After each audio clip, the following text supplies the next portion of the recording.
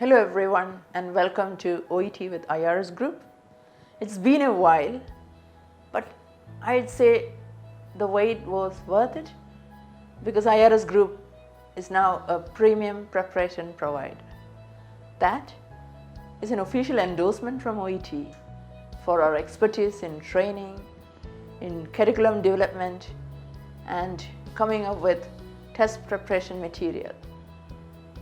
So in a series of lessons, I'll be explaining to you the nuances of OET. And we are starting off with writing. That's one area where a lot of candidates have many concerns and they ask a lot of questions. I'll be taking a couple of questions as well today. So let's get it started. Writing in OET is basically a rather simple task. You are given a patient's case notes, a contextualized set of case notes, based on which you will have to write to either another health professional or a layman like the patient's carer or parent. And most often, these letters would be within the professional context, although sometimes you can have other ones as well. So please remember that there's nothing to be scared about OET writing. It's pretty simple, it's straightforward, it's something that all of you can do perfectly well, right? So I'll start with some common concerns which many students have asked. So a lot of candidates have apprehensions about how you select relevant information and irrelevant information. And this could be a bit tricky, but I would say this is the best thing what you can do about it. Usually or always, you're supposed to start with the task part, which will have a clear instruction on whom you are writing to. So I've got a patient's case notes with me, which I'm giving all of you as a giveaway. You'll have a link down and you will be able to download this with a sample answer. Right. So this task clearly says write a letter to the pharmacist of Sean William. Right. So here it's clear whom you're writing to a pharmacist. So what information will this pharmacist require? All of that is relevant. What information does this pharmacist not want to know? All of that will be irrelevant. So that's the best thing which you can do when you are deciding on what is relevant and what is irrelevant. So moving on to the next apprehension, a candidate has asked, can I start my letter with I am writing to? So I've been told that's not appropriate.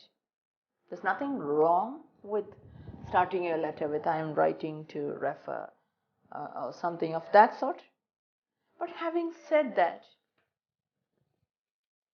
as in the sample here, if you can directly introduce the patient, that would be a bit better.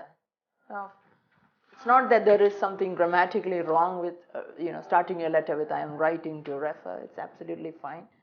But it's just that, perhaps I feel it's an overused expression. And, sometimes it feels like you don't really have to mention that. So what I've written here is like, Mr. William is found to have worsening shortness of breath. So you can directly start introducing the patient, and that is a bit, top notch, I would say. Right. But having said that, if you see letters starting with I write to, I'd say that's not so appropriate.